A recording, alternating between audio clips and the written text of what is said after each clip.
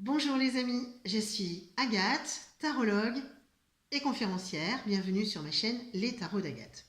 Aujourd'hui, nous allons faire du vocabulaire. Non, pas du vocabulaire, non.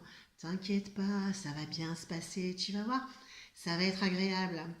Est-ce que tu sais ce qu'est la voyance? Que signifie le mot voyant?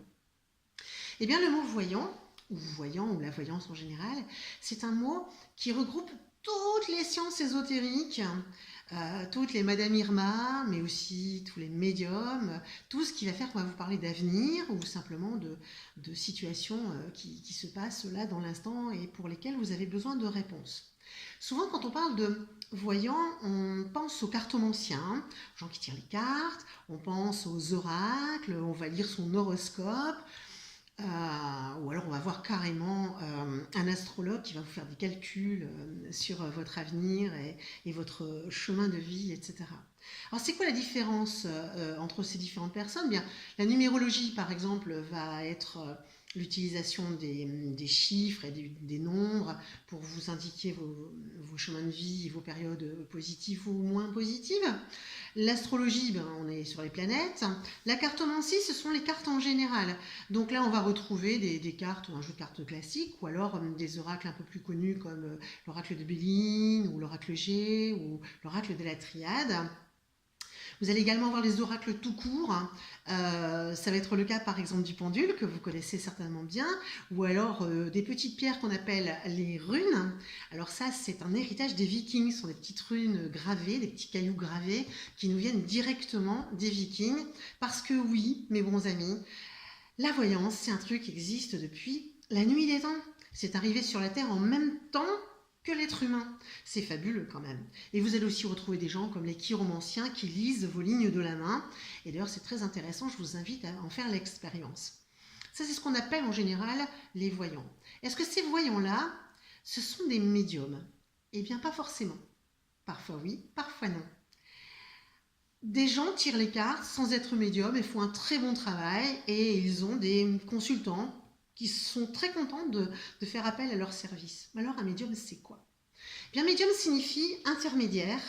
Ça va être une personne qui va faire l'intermédiaire entre notre monde matériel, ce qu'on vit tous les jours, et le monde d'à côté, où il va réussir à aller piocher de l'information.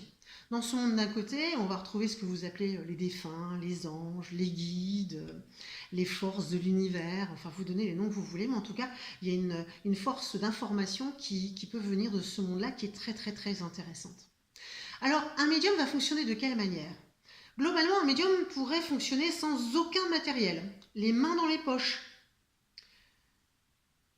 Il va avoir de l'information sous la forme d'images, par exemple. Pour certains, ce sera carrément des petits films.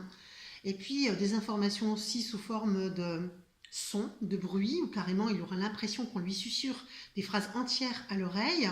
Ça, c'est tout à fait possible. Il peut avoir des odeurs, il peut avoir de ressentis.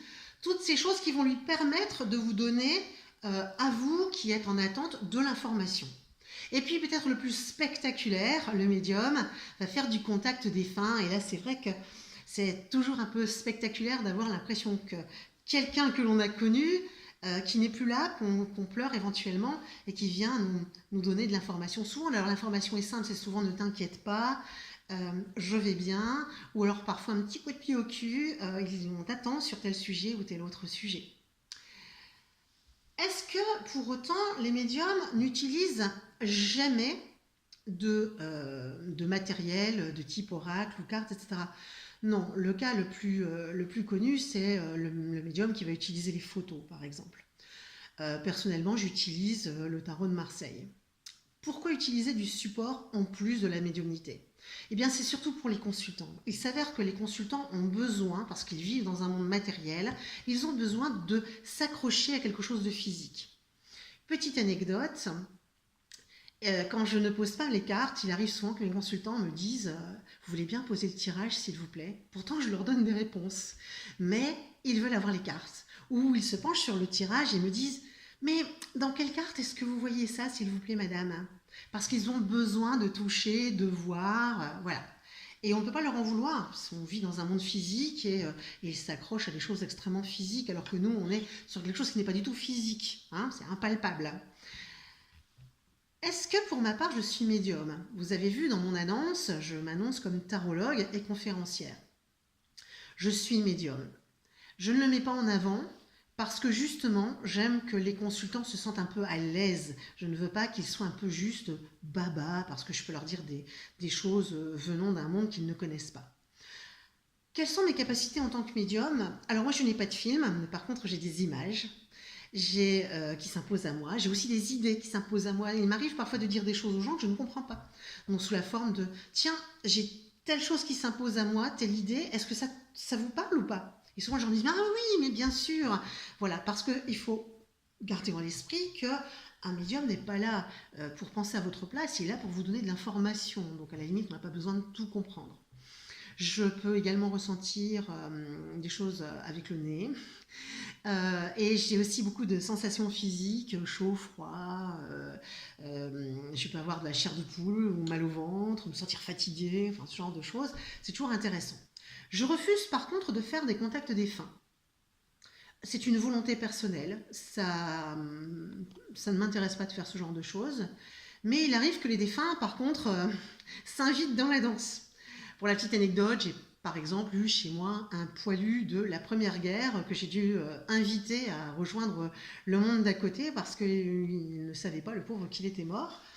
Lors de consultations, il arrive que des défunts s'invitent. Dans ces cas-là, je me contente de passer l'information. Je ne dis pas à la personne « tel défunt est là pour vous ». Je me contente de dire « l'information qui est importante pour vous, c'est celle-là ». Je passe le message et c'est tout.